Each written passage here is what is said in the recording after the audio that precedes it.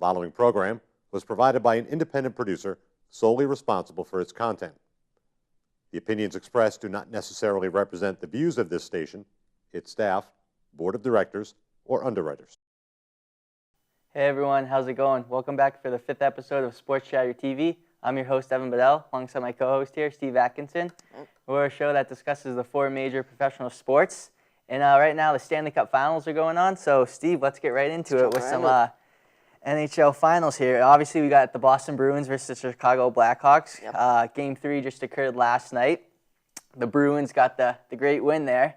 And Bruins up in this series 2-1. What are your thoughts so far from these past 3 games? Well, first off, I got to say I was relieved that this game didn't go to overtime. It was really nice to not have to stay up, through 3 of them. But Bruins they really changed their game, and it was noticeable. I mean, they were way smoother in the neutral zone and just putting pucks on net and actually challenging Crawford. They were shutting down Chicago's offense, and it was just a pretty sight, really. Yep. I mean, for me, the Bruins, that first game, the triple overtime loss was definitely a heartbreaker just because, I thought they deserved that game. Oh, yeah. Just based on the overtime alone, the game, I thought it was evenly played, but overtime, I thought they dominated that. So, obviously, that was a heartbreaker. Game 2 at the United Center there in Chicago, the Bruins win again in overtime. And then Game 3 last night, 2-0. Definitely dominating game from the Bruins, I think. A key factor from the past 2 games was Claude Julien switching up the third line there and going with Tyler Seguin, Chris Kelly, and who's the third guy there? Daniel Paille. Obviously, Paille's had the game-winning goal the past 2 games, and you can't say enough about Julien. Figuring out on the ice what matchups work. Yeah, I mean, Claude's got to be kicking himself, thinking, where's this line been this whole time? Why haven't I thought about this? They were just a major contributor in the game the other night. I mean, Paille is just really involved as a power forward right now, and you can tell he's grown into himself. He's getting more confident out there, and he's just working well with his line mates. And Seguin, the kid's still snake bitten, can't put the puck in the net, but he's got a few points in these past couple games, and he's racking up the assists right now. Yeah, for Seguin, first round, second overall draft pick, obviously a goal scorer, but I'm very pleased to see him. I know we were criticizing him a couple weeks ago against Pittsburgh, saying he's not working hard. He's putting in work. He's finishing his checks, albeit not big hits. He's definitely snake bitten. Last night he got another opportunity on the doorstep there in the power play. Can't finish it. Pretty safe by Crawford. I mean, he's definitely contributing on the power play, which I think is his forte there in the half wall for the one-timers. And then Daniel Paille, plays 4th line. The past every year he's been the Bruins. The Merlot line with him, Thornton, and Campbell. I think people forget, though, that he actually was on the first line not too long ago. I mean, he is a former first-round draft pick. I think he went in the 20s. I believe so. And his main skill for me definitely is speed. Him and Seguin on the same line. Speed coming down the wings, obviously backs the defenseman off through the neutral zone.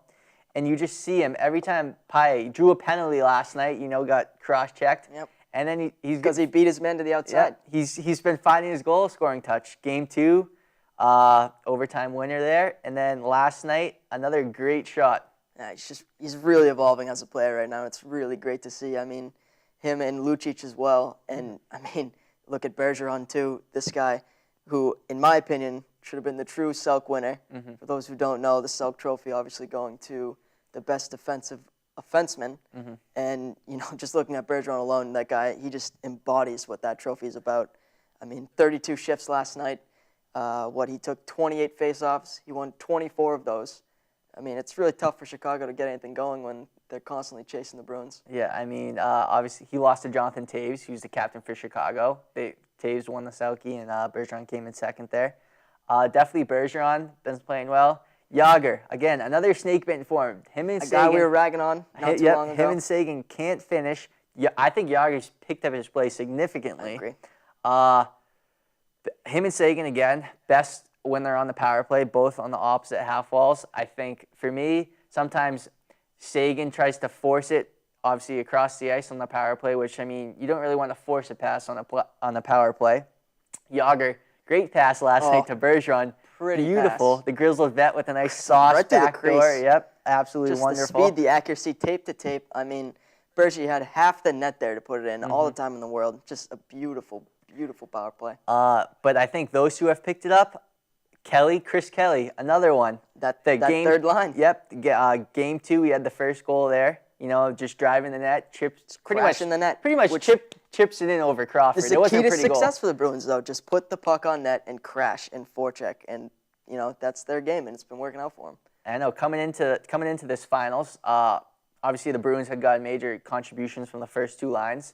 The third line was pretty much non-existent. For me, and I think for you as well, if I can speak for you, I don't think we expected much out of the third line this series. I didn't know. I mean, I was really looking more towards the first 2 lines and the fourth line. Fourth line for me was pretty much the third line. These guys had the speed, they knew their role out there, and third was just kind of a buffer for me, guys, to help the other guys catch a breath. Yeah, but definitely a third line, I think, has been the key difference between the 2 teams, which has helped the Bruins win these 2 games. And speaking of Chicago, Corey Crawford, their goalie, I read a stat a little while ago. Every goal's been, except for one this series, has been gloves. I think it was every goal but one has been glove side high. Yep. Obviously, the commentators say during the game they're trying to shoot for Crawford's glove side, considered his weak spot. That's noticeable.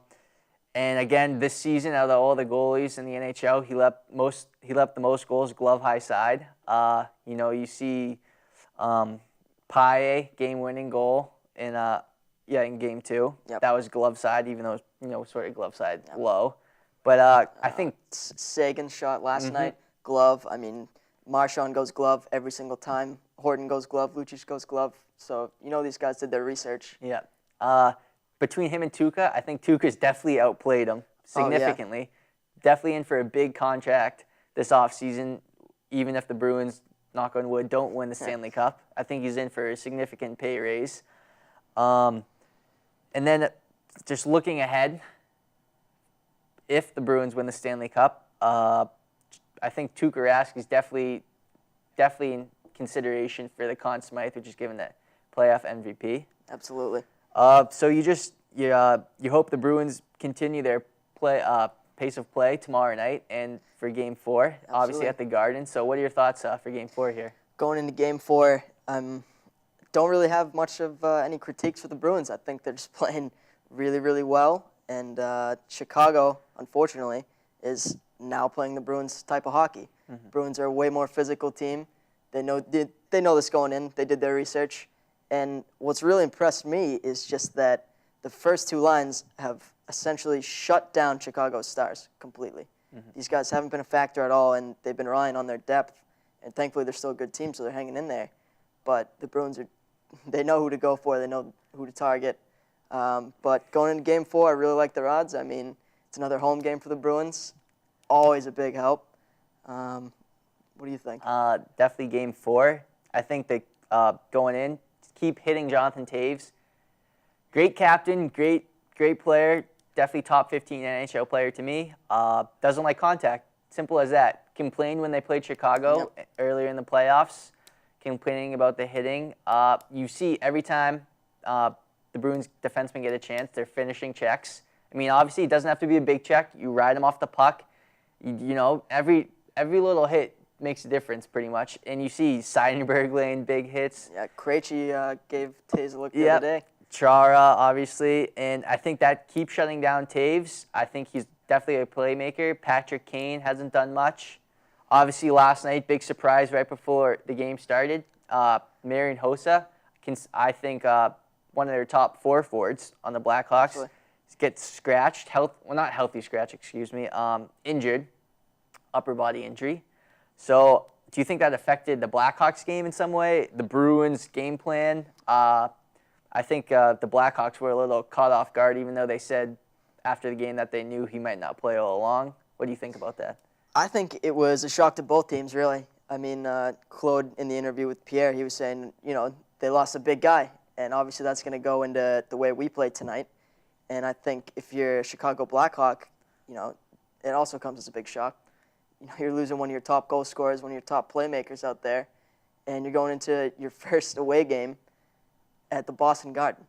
I mean, you need all the help you can get, and he's a big morale builder. So losing him was really hurt. Yeah, I know. Obviously, we just touched on the Bruins shutting down. Players on the Blackhawks that the Bruins have not had to shut down at all. Pretty much been ghosts this finals here. Coming in, you heard a lot about Brian Bickle, the considered better version, quote there, of Milan Lucic. A little bit bigger, a little bit stronger. Had 8 playoff goals, leading the Blackhawks, and then you had the Pest. Yeah. A little poor man's version, you could say, of Brad Marchand. Last night, speaking of those two, right at the end of the game, you see Shaw, drop the gloves with Marchand, cheap shot him when he's down, I think, throwing the punch when he's on the ice. That's pretty much a Bush League play there by Shaw. Yep. And then you see Bickle tangling with Big Z in front of the net. Big Z there, Zdeno Chara, definitely not happy with that. I think that's the first sign for me, I think for you as well, that the first sign of real, hostility between the two teams per se. The real first, I don't like you, you don't like me, let's, get in here. Yeah, for me, this series has been very timid so far. I mean, Sean Thornton came into a scrum the other night, immediately got thrown in the penalty box for a roughing call. Yeah. I mean, just they're making sure that this isn't getting too ugly. And like you said, I think that was the first time that I really noticed that Chicago is frustrated. They can't penetrate the Bruins defense. They can't penetrate Tuukka Rask, and it's starting to show. And, I mean, the guys you were talking about, Bickle and Shaw, I mean, Bickle's getting thrown around like a rag doll with Big Z around, and Marchand obviously stepping up, knows his role, and just being an agitator. I think it's great for the Bruins going into Game 4 here. I mean, supposedly today Brad Marchand came out and said that Shaw, during the fight there, or I guess you could say scrum, was trying to gouge his eyeballs, scratch him, called him pretty much a kitty cat. Pretty in much. layman's terms there. Could say that. And definitely something to look ahead for Game 4. Definitely. And just to touch on the Bruins defensemen, another big advantage for them. I've liked the play of the top 2 defensive pairings. You got obviously Seidenberg and Chara paired together. And then you got Boychuk and Ferentz. I think Ferentz has really stepped up his play this playoffs. And then the only shaky, uneasy feeling I get is the third pair of defensemen there on the Bruins. You got Adam McQuaid, more of a physical style. Obviously not big body. I think he's like 6'4", 6'5". It's more like a play-at-home defenseman. Yeah, play at home. And then his counterpart there is the rookie, Torrey Krug, came on hot. Obviously had the big crucial mistake there in Game 1 with the turnover. I think he's picked up his play, but to me, I think he looks a little bit timid since that mistake, like he's not jumping up into the play as much. I think he definitely is better. You see him more confident and more skilled when he's obviously carrying the puck through the neutral zone and the offensive zone, but when he's in the defensive zone, his small stature, I think, is a little bit of a liability for him, just because he's only 5'9", 5'10", if that. So just those two paired worries me a little bit, but they're still holding their own. I totally agree with you. I mean, you can tell that Torrey Krug, his cage is rattled. He's double-checking, maybe even triple-checking the passing lanes to make sure he doesn't make a mistake like that. But I think, going back to that other game, that huge mistake, Claude definitely sat him down, told him, listen, kid, we got confidence in you. We know what you're capable of. Just, get over the hump, forget about it.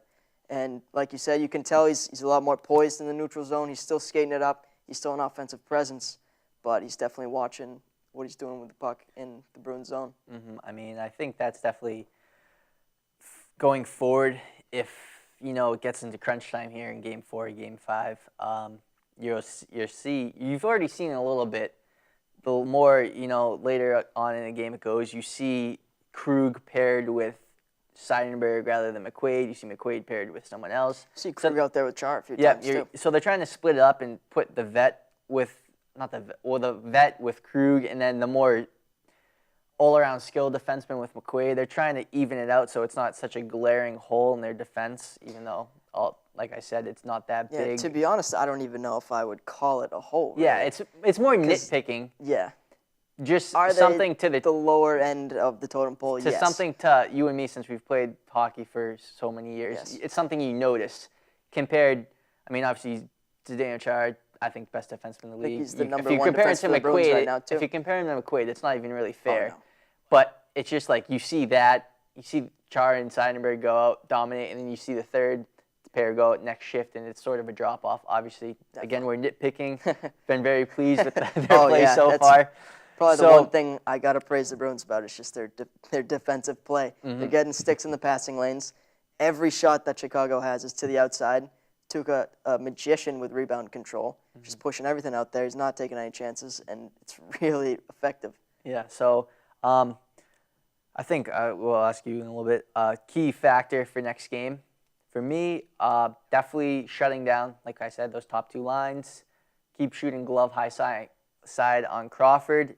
And then something that most fans don't know, or most people watching out there don't know, it's sort of a little gamesmanship of a hockey game, professional hockey game. Home team gets last change. Yep. So then you can put your matchups. So Patrick Kane line goes out. You can put out. You see they go out. Julian can put out Seidenberg in them. So that's definitely a little bit unknown key factor for me for Game 4. What is something you're looking for the Bruins to keep doing, maybe change up, or vice versa for the Blackhawks to do here? Well, I'll give you a little bit of both. I mean, first off, Bruins, they're riding that morale right now into Game 4, and it's at the Garden. Huge help for the Bruins. I don't think they've lost a game there in numerous playoff series at this point. For Chicago, what they need to change is they need to start changing the angles on Tuukka Rask. All their shots right now are coming from the sideboards. They're not taking it to the slot. They're not really getting challenged when they're coming down the ice. They have a lot of odd man rushes, but they're constantly weaving to the outside and just not really challenging Rask. So my criticism is that they need to start taking it into the middle and just start ripping shots on Tuukka and crashing the net. Now, for the Bruins need to keep doing everything that they're doing right now. I mean, they're effectively shutting down all Chicago's offense. Their forecheck is working beautifully. The lines are clicking right now. I mean, and like you said, just keep putting the puck glove side high. Yep. Just a couple more facts. Bruins have won 11 out of 13 playoff games. The last 11 out of 13 yes. this playoffs. They lost the two losses coming, Game 1 of this to triple overtime. Could have gone either way. And then against the Rangers when Tuukka Rask fell, the butt stumble there and the puck went in. So that's been their only two losses. And then the Blackhawks, power play has been atrocious. Yeah. Like you said, that's a good point. Changing their shooting angles, like you just said, coming in on Tuukka, changing it up a little bit. So keep looking forward for people out there for the Bruins penalty kill, key factor. Bruins penalty kill is contributing. better than their power play right now, surprisingly. I mean, they had several one-on-one chances the other night resulting from that. Mm-hmm. So definitely, I'm definitely very excited for tomorrow night for Game 4. I think the Bruins 5-3 win. I think it's going to be That's your prediction. High scoring. 5-3. Tuukka, he's been playing well. I think the Blackhawks sneak some in there. I really like the play of Patrick Sharp on the Blackhawks. I think he's been their best player. And I think Crawford is very rattled, and the Bruins are just going to pump some in. I think Yager's finally going to get one. Sagan's finally going to get one. I want him to get one so 5-3 for tomorrow night. 5-3. My prediction, 3-2, end of the first overtime, Bruins. Okay. Got to do it. I mean, you got to believe in Chicago a little bit here. They can't continue to just get shut down. I mean, I guess looking back at the last series with Pittsburgh, you thought they were going to wake up. Never did. But I just can't see Chicago's stars staying this dormant and this quiet this long and not starting to put the puck in the net. But, I mean, when Tuukka's on his game, he's playing best games of his life right now. Yep. It's going to be tough to beat him. But it'll be interesting to see. The President's winners, best regular season there, Chicago, had a 24-game win streak. Definitely worried, and the fans at United Center should be, for the Bruins are coming on strong. So, switch it up from a little. Don't poke the bear. Yeah, don't poke the bear, exactly. Let's switch it up, more NHL hockey here, but a little interesting story coming out of Phoenix. Obviously, if people don't know, there's an NHL team in Phoenix, the Phoenix Coyotes. Used to be the Winnipeg Jets. Yep. They moved down to Phoenix years ago, and supposedly Phoenix could be moving to Seattle. There could be a NHL team in Seattle.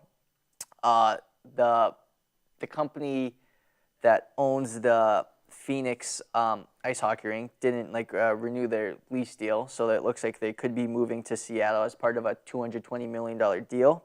Supposedly, Jeremy Roenick played for Phoenix for a little bit. Great Hall of Famer, color commentator on NHL Network. Yep. Excuse me, not NHL Network, NBC NBC, Network for the NHL. Supposedly rumored to be in consideration to be their hockey operations manager if a team moves to Seattle. It's a big if. And Roenick denies it and says, I like my job that he's doing now. So what do you think about, one, a team moving to Seattle, and two, Jeremy Roenick potentially being their hockey operations manager? For me personally, I'll answer your second question first. Okay. I could not see Roenick going out to Seattle to be the hockey operations manager. I think he's loving his gig right now. He likes to be in the spotlight, you can tell. I mean, when he does those little clips with Pierre showing, taking shots on net, whatever else, I think he really enjoys that. And he's got some great hockey insight, and he's good at what he does. So I couldn't see him shipping out to Seattle. That said, I really hope that this happens and the relocation happens in Seattle, because I would love to see the Seattle Totems come back, rock those green unis with the totem bird there. It's a great logo. I would love to see them come back. I think it's a great market, and no player, when you're looking at Phoenix, no player wants to stay with a team whose future is constantly up in the air. I mean, it's always every year. It's always, it's always going to be Phoenix is gone out of Phoenix, and then the Florida Panthers. Pretty much always those. I mean, a couple years ago, Atlanta Thrashers left. Now they're in Winnipeg. Right. And you always hear, oh, Phoenix is going to go to Quebec. They're going to bring back the Quebec Nordiques. Or Florida is going to go and be the Quebec Nordiques. Or, oh, Toronto's biggest city in Canada. They're such a the capital of hockey. They're going to put a second team in Toronto. One of those two franchises is going to go there. And I agree with you. I'd love to see a team in Seattle, just because Seattle, it's a great sports city, I think. And they've got, they got diehards. Yeah, out there. they got the bad handle there when the Seattle Supersonics left. So pretty much their sports teams. They got the Seattle Mariners, the MLS team, Seattle Sounders. Yeah, what was it? Yeah, Sounders. And then the Seahawks. The Seattle Seahawks. And I think there would be a great place for NHL hockey. Not the first place for me to put an NHL franchise. It does sort of seem, fifth or sixth down the list to me. I think, if we're just naming off potential places, LA. I mean, there's already a team in LA. Yeah, can't have you got Las Vegas. I think you could put a team. Be interesting. I mean, there's always places in Florida. True. Probably they had the Connecticut Whalers back in the day. You could put a team in Connecticut, although it's not a big state. I mean, maybe even something up in Canada, too. Yeah, a second team up in, obviously Quebec, you said. That would, to me, be the number one place you go. Pretty much if you put a team in Canada, it's gonna do well, and there's already been a team in Quebec. Several provinces out there that the hockey market's there. I mean, these guys drive hours and hours to go watch a Canadian or Sens game. I agree with you. I think Seattle's farther down on the list, but I would love to see a hockey team, get founded there. I don't know their hockey sense so much over there. Yeah. But I think that they would pick up the sport pretty quickly. I think it would be funny if Jeremy Roenick ran their hockey operations, because when he was a player, a couple things that come to mind when I think of Jeremy Roenick, I think of the flow. Oh, of he course. He had the golden locks there going. So considered a pretty boy. Definitely trash talker. Oh, yeah. Great goal scorer. It's been said that hockey players know two languages, English and swearing. Yep. So, and then great goal scorer. I mean, known for his highlight reel goals. Oh, yeah. So I think he would be, I don't want to say the logical fit. I think it would be definitely bring some notoriety to the franchise if they move there. Definitely some attention. I think he could do well. I don't know how well he could do. I think it would be more interesting if he was considered for a head coach position. Yeah, I was just going to say maybe throw Messier over there. Yeah. Who knows what's going to happen? So, I mean, that's interesting. But I don't know if you just want to do 3 teams in the NHL that there shouldn't be hockey there. like three. Shouldn't be. Like I hockey. said, I've already named two. I think there shouldn't be a team in Phoenix. No. It's the first one for me as well. Yep. I think, the Florida Panthers, I think they have to be the second team. And then, you start to think maybe the Dallas Stars. That would have to be the third for me, I guess. I think you have to put a team in Quebec. Oh, it'd be amazing City. to move it up there. I mean, there was talk of even not before the Seattle story came out, putting a team in Kansas City, which would be even more ridiculous to me than Phoenix. Yeah. But I mean, I think those three franchises could use a relocation. Although Dallas did have their heyday with Brett Hull and Mike Modano and all that. Yeah, but then, I mean, how long ago was that? Yes. Realistically. All right, for me, I got to say Phoenix as well. I mean, just a terrible hockey market. Who's come out of there? I mean, Rafi Torres, my feelings on Rafi Torres. I say scratch that, move it up to Seattle. Second, Carolina Hurricanes. Okay. They haven't been relevant for a long time now. I mean, their prospects really aren't anything special. I mean, I don't know where you could relocate it to, but I'm just saying scratch them all just completely because they're not selling out games anytime soon. And then third, probably the Florida Panthers. Yes. I mean, the only logical choice there. Yeah. Tampa Bay, obviously, very good team, better market, but the Panthers, just not much skill on that team in the first place. That's definitely something I'm looking to keep following, that Seattle story, just because I think it'd be interesting for a team in Seattle. Like I said, see how that plays I'd be out first there. in line to buy I know Seattle. they put the MLS team there a couple years ago, and that's like the biggest MLS franchise. Oh, yeah. Like they have. Actually, well, probably rivals New England. Yeah. Revolution's pretty big. Yeah, but Seattle, like they have their own, soccer stadium just for the soccer team, whereas Sure. New England Revolution play at Gillette, which is obviously home to the Pats. So I guess we'll keep following that story, give everyone out there an update going forward on this Seattle story. And then going back to Chicago Bruins, if people don't know, sort of an interesting story coming out of Chicago. Blackhawks fan didn't mow his lawn for however long since since they started their playoff. Yep, since the Blackhawks grew their playoff beards. He's like, I'm going to grow out my front lawn. And then his front lawn was deemed a health risk. So he's watching the game, or he's sitting at home. Here's a mower out in the yard, looks out. Some guy's mowing his lawn. He goes, why are you doing that? And the guy goes, oh, the city's making me. It's considered a health risk. So his front lawn just gets mowed, which, I mean, it's a fun story. I would hate to be his neighbors, have to look at that lawn. That shaggy lawn every day. Just a fun, interesting story coming out of Chicago. I think it's a testament to Chicago fans as well. They're passionate, but, they're goofy in their own sense, too. I mean, not mowing your lawn, really? There's better ways to go about celebrating the run. I mean, maybe sit in the same chair every time they, every game or something like that. Don't wash the jersey or something. Oh, yeah, you could do that too. But definitely, thought we'd throw in a fun story there about the Chicago story. I mean, before we move on, actually, completely too, I want to go back to Hossa. If you're a Chicago fan, you got to be livid about that right now. Why? That he just took himself out. This is the finals. All right. And, he's got a reputation for taking off a quarter of the season just to rest and, heal himself from whatever made-up injury he has. And if I'm a Chicago fan, I am furious about this right now, that he pulled himself from the game after he was warming up. I mean, but I sort of have to disagree there because supposedly after the game they said they knew he might not play all along, but do you think it was his call or their training medical staff's call, like, hey, we're not letting you play? Like, what sort of upper body, which I guess could mean, like shoulder. I don't know if it would say, would they call it a head injury? Would they say that? Would they just say it's an upper body? So say if it was concussion related, I don't think the medical staff would let him play, even if he wanted to play, due to all the issues surrounding head injuries here. I agree with you, but it's kind of apples and oranges. I mean, a concussion and an upper body injury. I mean, look at a guy like Horton. Shoulder injuries back the next game. Okay, but day by day, Hossa was warming up, and then decided, I feel like it was a personal choice.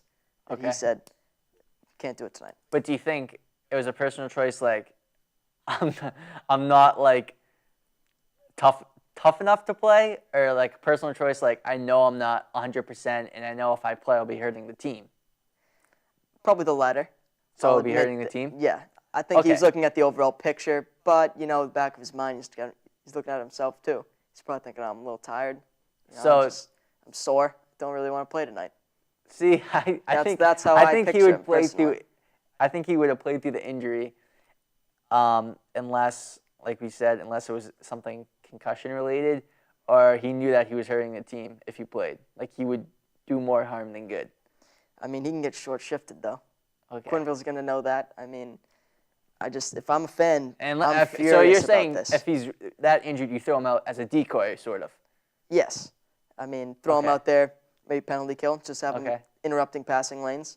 But, this guy's a huge asset for your team. He can't just be – this is a big game. Series is tied, and he's just going to sit this one out. I mean – I'll say right now, he'll be back tomorrow night for Game 4. well, I hope so. And I'm interested to see if after the playoffs are over, they come out and say what like actually happened. Curious to know or as whatnot. well. So enough NHL talk Yeah. there. been a good half hour there, I think, on NHL. Let's move on a little bit NFL. Obviously off season here. Start off with a little Jacksonville Jaguars. Again, speaking of Phoenix Coyotes, Jacksonville Jaguars. Yeah. The Phoenix Coyotes to me of the NFL. They should not be a franchise in Jacksonville.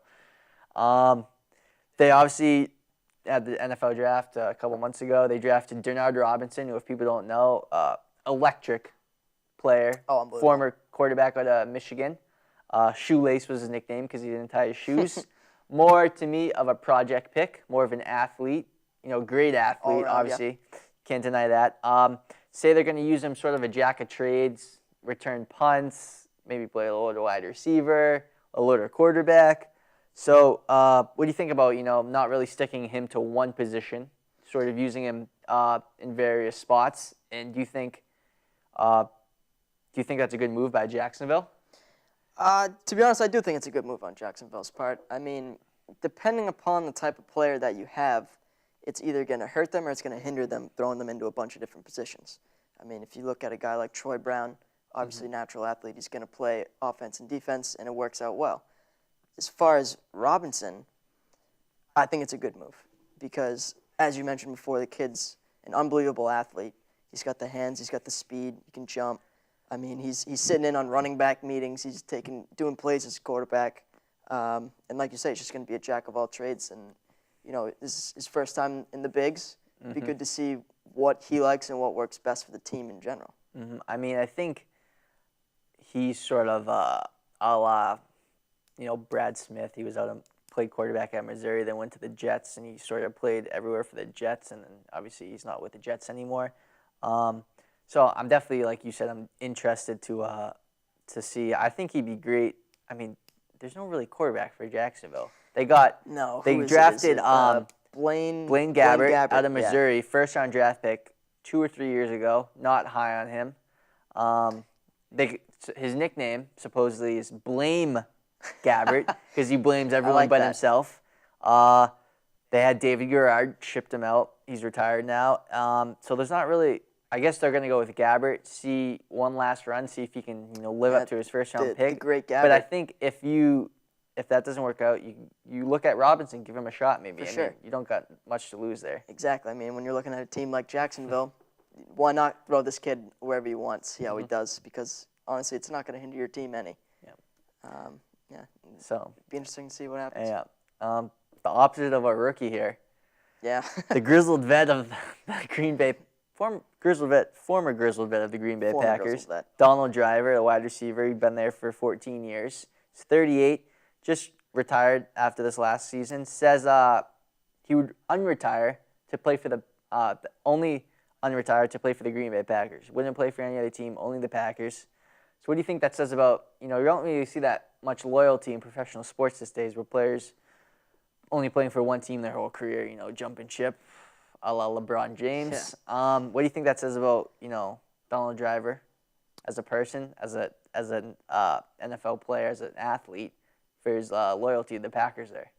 Well, first off, looking at Donald Driver, you can immediately just tell this embodies his loyalty, his character, and just how much of a team player he is. Really, I mean, the guy said he'll only come out of retirement for the green and gold. You know, if they give him a call, he'd be there at the mini camps already. And it's a testament to Green Bay as well. I mean, it's a great football club. You know, Aaron Rodgers and everyone loves the team over there, loves the coach, and just the fans especially.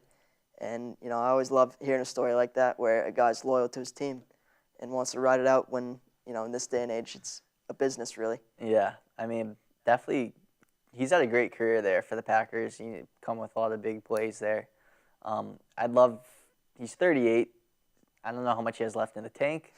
I mean, I'd love to see him come back for one season. He's just a great athlete, great wide receiver. So I think he will unretire to play. I think he's got the itch. I think he's got the itch. He's got the itch, the so-called itch, he says. So we'll see him come back, I think. But that's definitely something to look forward to. Speaking of someone who hasn't been in the league that long, but has definitely a more polarizing figure, Tim Tebow. We talked about him last week. Yes. Got signed by the Pats. Agree to disagree again. We won't rehash Keep it that. that way, yeah. An article comes out that Tebow was almost drafted Major League Baseball by the Angels in 2005. I guess he had the scout said, a former scout of the Angels at the time in 2005 said he had a strong arm, a lot of power. If he didn't play senior year of high school to focus on football, but the scout said if he would have played and expressed any interest at all in baseball, they would have drafted him. Yeah, I mean, that just goes back to kind of reiterates everything I was saying there, just that the kid's an unbelievable athlete. I mean, like you said, junior year of high school, he's already getting looks from the bigs. And as you mentioned, you know, he didn't play his senior year because he wanted to focus on his favorite sport, football. But Mistake. But I mean, agree to disagree. But, you know, even the Red Sox were looking at him too. So it just goes to show what an unbelievable talent he was. I mean, he was a hell of a batter. He could throw the ball, like you said. He's got the arm. He's got the speed. he looks like a. I could picture him. No wrong. I could picture him in a major league uniform. I could too. Patrolling the outfield. I mean, he'd run through the wall to grab a fly ball or of something. Course. Just from his commitment. I think we agree. He's a very hard-working athlete. Absolutely. Which is what most coaches like about him. Okay. Why would they with the Pats? But speaking of the Pats, very interesting story. Patriots owner Robert Kraft claims that Vladimir Putin, if I'm saying that right, Putin. Yeah, Putin. Putin. Okay, sorry, excuse me. Stole, in quotes there, his Super Bowl ring, while Vladimir says, "No, I didn't steal it. You gave it to me." And this was in 2005. I guess the story goes according to this article.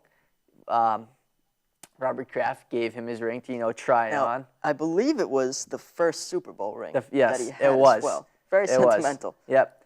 Yep. He gave him his ring to try on. Vladimir, the Russian president there, tries it on, says thanks, and walks away. And Robert Kraft's like, give it, that's mine, give it back. And now Vladimir's saying, no, you gave it to me as a gift. So, and then supposedly, George W. Bush, the president at the time at the White House, calls Robert Kraft and says it would be in the best interest of the U.S. and Soviet relations there to let him keep it as a present. Yeah, I mean, Kraft pretty much essentially prevented World War III, really. I mean, it's just a hilarious story that I can totally picture Kraft walking around at presidential parties, flashing his ring. Try it on. Yeah, try it on, of course. I mean, it shows Putin's character there. Just, this is a nice fit, and just walks away with it. I can just, picture Robert Kraft's face, as he's walking away, just down the hallway, his back to Robert Kraft, and Robert Kraft's just standing there, where's he going? He must be going to the bathroom. He'll come back. And then he doesn't come, and then he just leaves.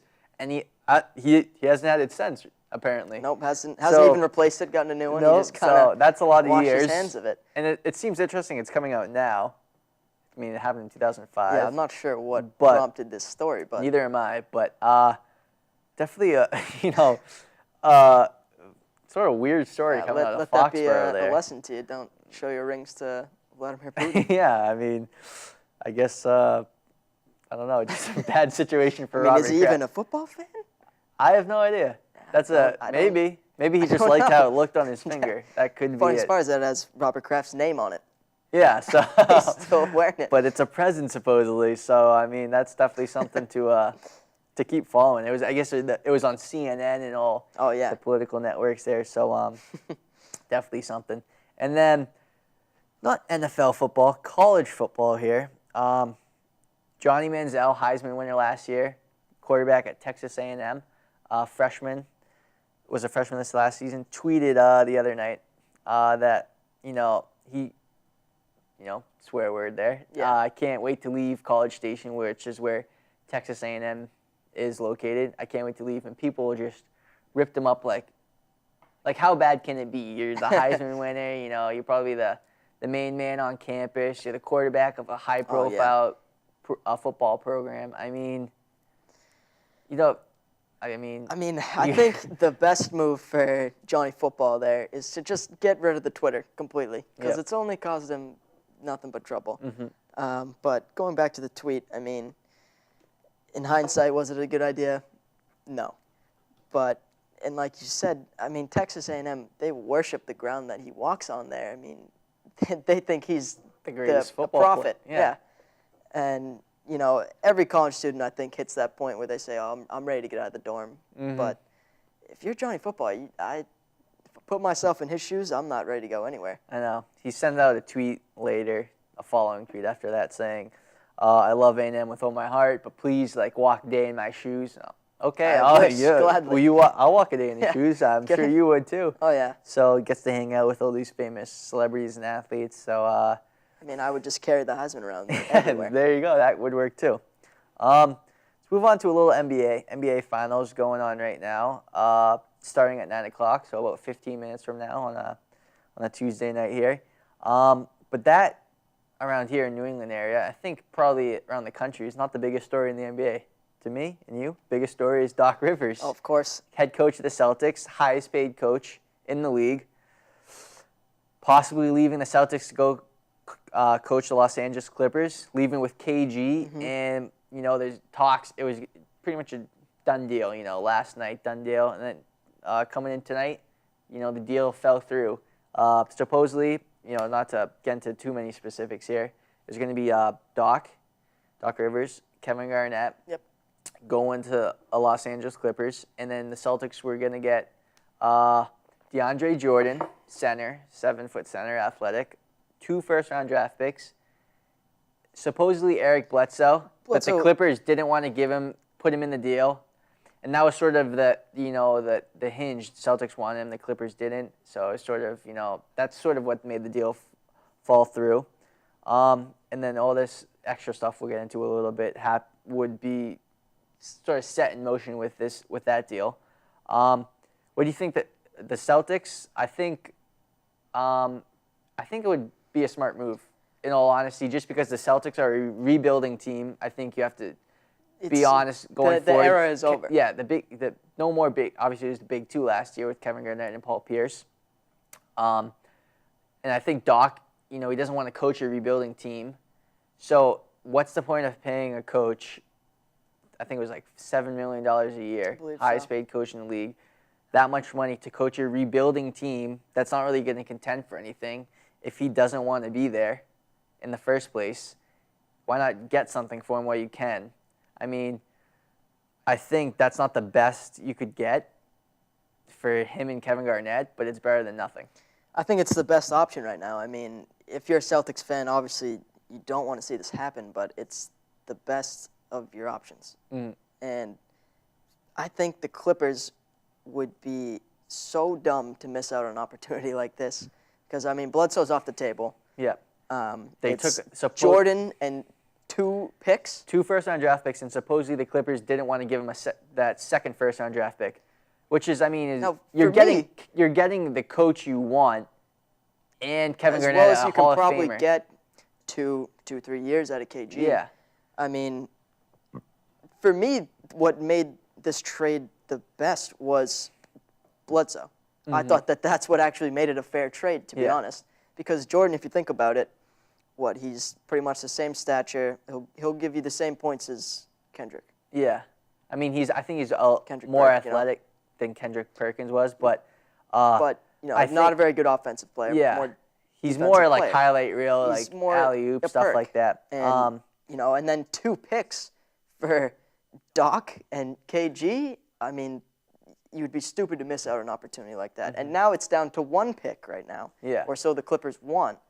I guess it's just LA saying, "Oh, Celtics are just bluffing. Let's just see if we can keep it going." But you got to make that trade. Yeah, I mean, you can't.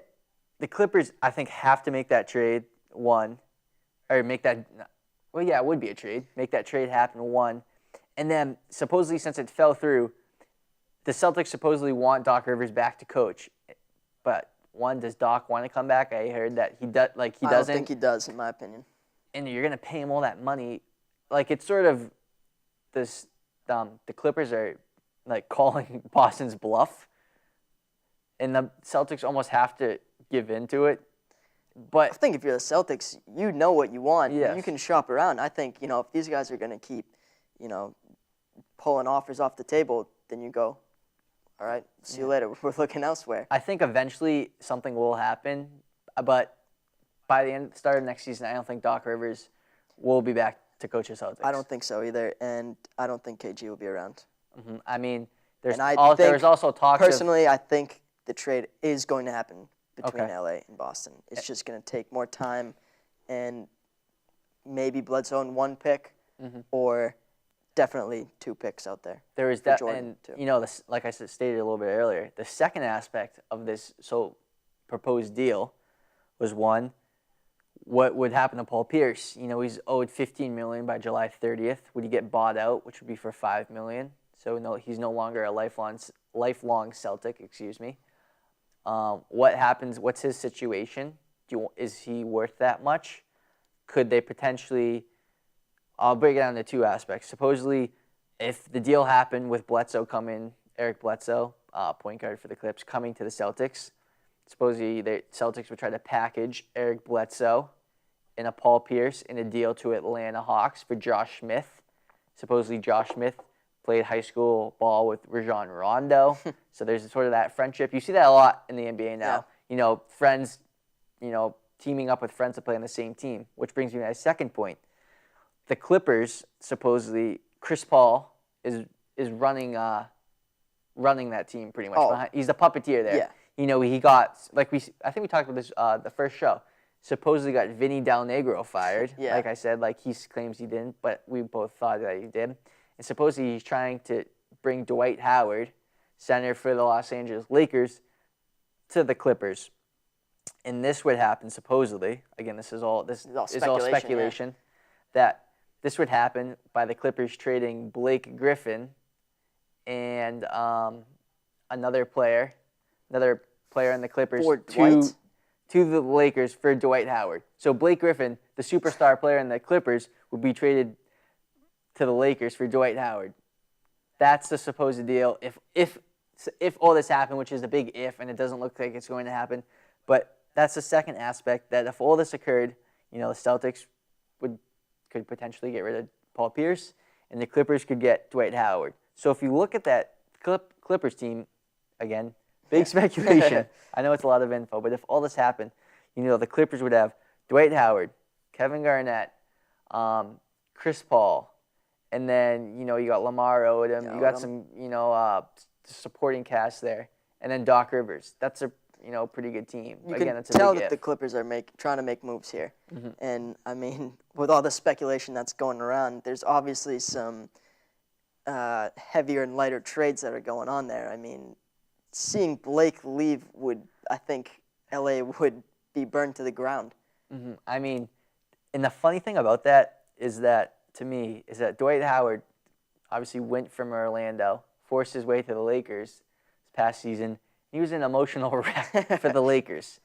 Didn't mesh very Didn't well. play well. Didn't play with Gasol couldn't either. handle it. And he's going to go from the Lakers, undoubtedly the number 1 team in Los Angeles, to the Clippers, who play in the same arena in Los Angeles. And he's going to be able to handle that pressure and the stress and all the backlash he's going to get from Lakers fans and Oh, from around the absolutely. country. And then, but not only from Lakers fans too, Kobe as well. Mm-hmm. Kobe wants this crew to stick around for one more year because he really wants to have a run at it.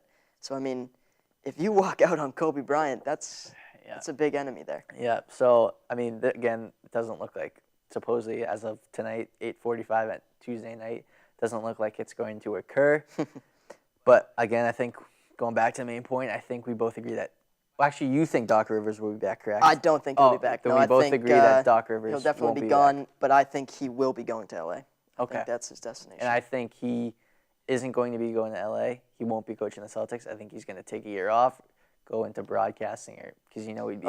He's been contemplating that, and so he'd be good at it. I think that's something to look forward to. But let's touch a little bit on the NBA Finals here. Obviously, Miami Heat versus San Antonio Spurs. Game 6 tonight, 9 o'clock. Spurs are up 3-2. What are your thoughts for tonight's game? Well, it's the Heat's game to lose, really. I mean, this is something that they haven't been able to do. They're going to have to win 2 games in a row. Mm-hmm. And, right now, Wade's playing okay, LeBron's playing okay, Bosh's playing okay.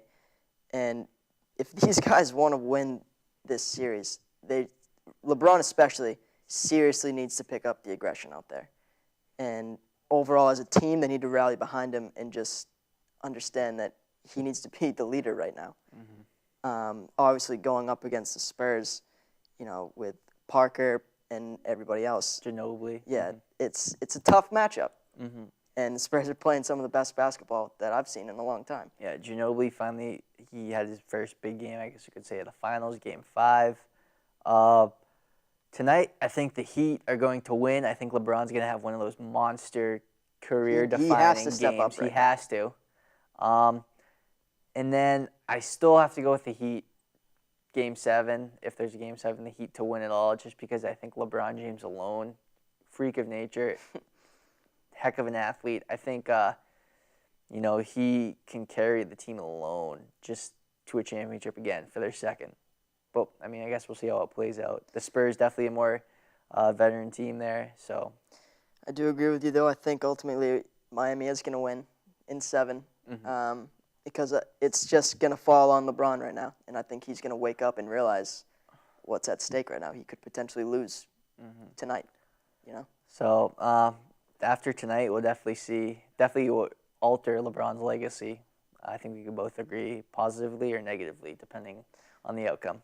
Let's talk a little bit of Major League Baseball. I know we haven't touched on it. Definitely sort of in the, downtime, I guess you could say, in Major Leagues. No, not really to the forefront of the general public, I think, around here.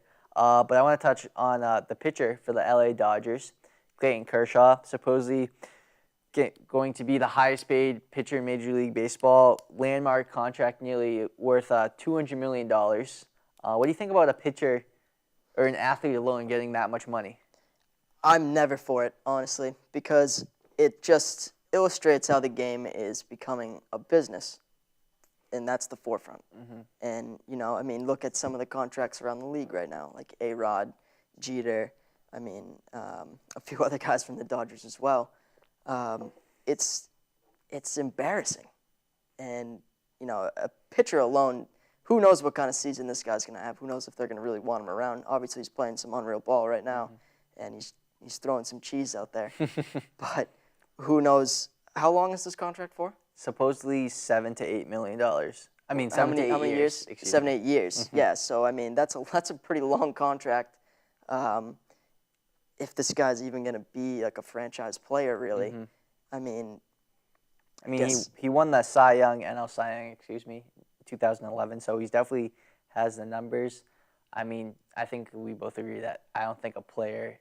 It's just too much, risk, I think, to pay a pitcher that much. But, if you pay him that much, it sets a benchmark. Pitchers can be hot or cold. It sets the benchmark, next best pitcher will have, want to top that or get as much. So, I think it's going to happen, and I think it will happen as well. The landscape going forward for contracts in major leagues will be definitely changed with this one. Absolutely. So, that's it for the 5th episode here of Sports Chatter TV. Don't forget to like us on Facebook, and follow us on Twitter at Sports Chatter TV. Again, I'm your host, Evan Bedell, alongside my co-host here, Steve Atkinson. And don't forget to tune in next week for the 6th episode of Sports Chatter TV. The preceding program was provided by an independent producer solely responsible for its content. The opinions expressed do not necessarily represent the views of this station, its staff, board of directors, or underwriters.